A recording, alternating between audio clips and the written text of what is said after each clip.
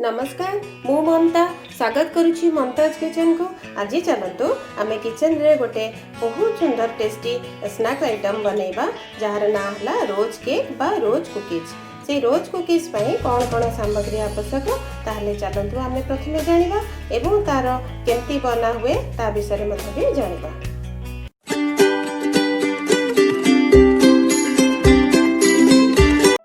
रोज cake बनवाई आमको यही सब सामग्री आवश्यकता रही। मुझे मैदा नहीं गोटे कप से अनुपात मु चाउल अटा नहीं अधा कप एवं पाउडर सुगर बा गुंड चीनी मु घरे नॉर्मल चीनी को गुंड करके मुझे अधा कप नहीं गुंड चीनी आउ गोटे चामच नहीं रिफाइन तेल एवं हाफ चामच नहीं मु धला राशि एवं ताकू तार बैटर बनवाई मुझे गोटे कप नहीं क्षीर एवं आवश्यकता अनुसार पानी यही सब कम सामग्री रे आमे चलतु आज बनैबा रोज केक। सेतिपाई तार छांच तो निहाती आवश्यक रही तार एमती छांचर आवश्यकता भी रही।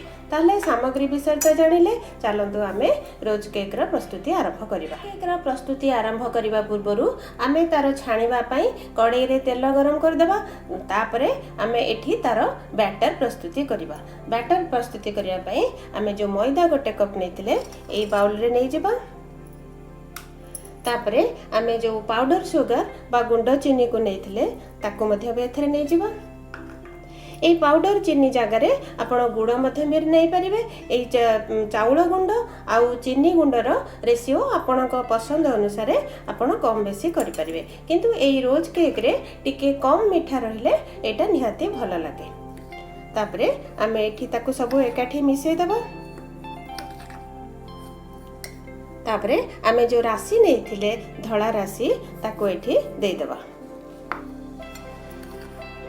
ए रोज कुकीज विभिन्न प्रकार विभिन्न जगार बनी थाए। आको आपण विभिन्न फ्लेवर रो किए भानिला फ्लेवर रे मध्य भी करि थांती किए ताको नडिया रस रे एठी क्षीर जगार एठी जो नडिया रस दे के मध्य भी करि थांती किए ताको भानिला एसेंस दे के कर थांती। एमती विभिन्न फ्लेवर रे एटा करा जाय पारे। मु एठी जो तेल नैथिली राशि नैथिली ताको दे देछि। वर्तमान आमे जो गोटे कप क्षीर नैथिले से क्षीर को आमे अल्प अल्प देकरी तार गोटे स्मूथ बैटर बनेबा।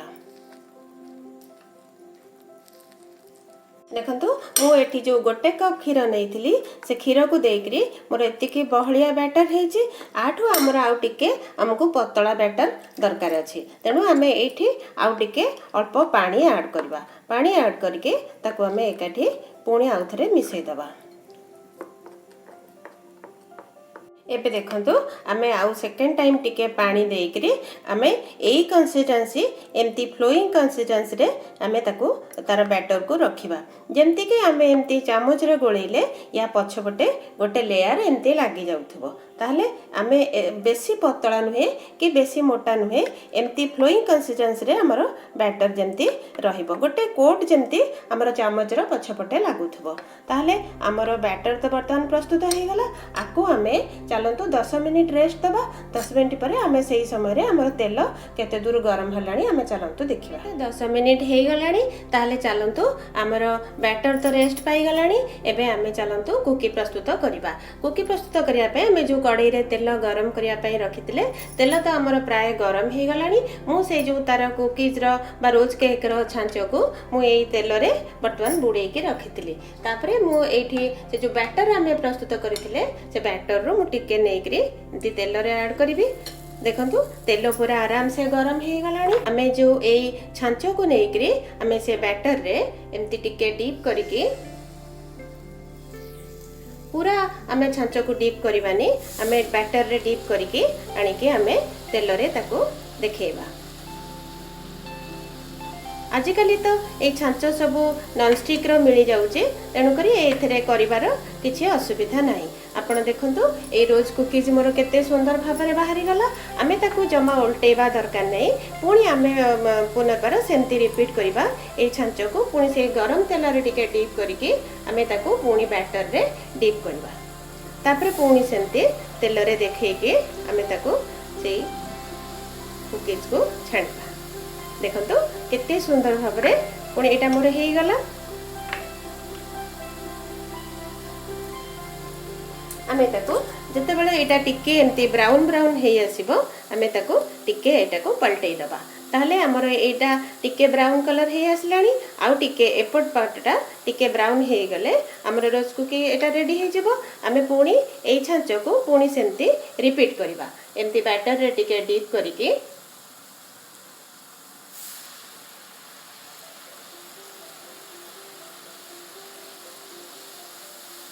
देखंतु एटा केते सुंदर भाबरे हे गला। आमे एई जो प्रथमे आमे जोटी को ऐड करथिले सेटा तो हमर हे गलानी। आमे एटा को चलंतो बाहर कर दबा।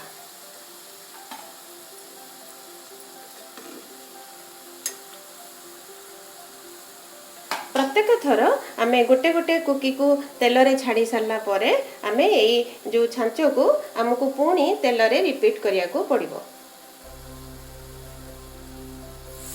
देखंतु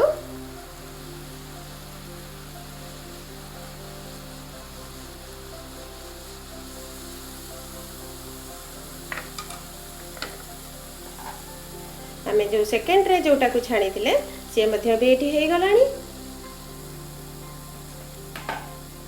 एटा बहुत सहज रे बहुत सुंदर गोटे स्नैक्स आइटम घरे बनी जाई परिबो। आगु को तो नुआ वर्ष आसुची, क्रिसमस आसुची, आपण थरे एंती घरे बनांतु। एटा बहुत कम सामग्री भितरे एटा घरे गोटे सुंदर स्नैक आइटम प्रस्तुत होई जिवो। आपण आकु घरे तयारी करिके रखिकरी आपण गोटे मास पर्यंत मध्य भी आकु आपण डबारे एयर टाइट कंटेनर रे रखि परिबे। देखंतु केते सुंदर हमर रोज कुकी बनी गला। हमें सेम प्रोसेस रे बाकी तक बैटर जो अछि से बैटर रे हमें चलंतु कुकी तक छाणी दबा। कुकी छाणीला बेले गोटे जिंस खाली ध्यान रखिया को हबो। हमें ए मोल्ड टाको हमें बैटर रे पूरा डीप करबानी, टिके ऊपर छाड़ी करी हमें ताको डीप करिवार अछि। देखंतु एटा केते सुंदर बाहरी जाउचे।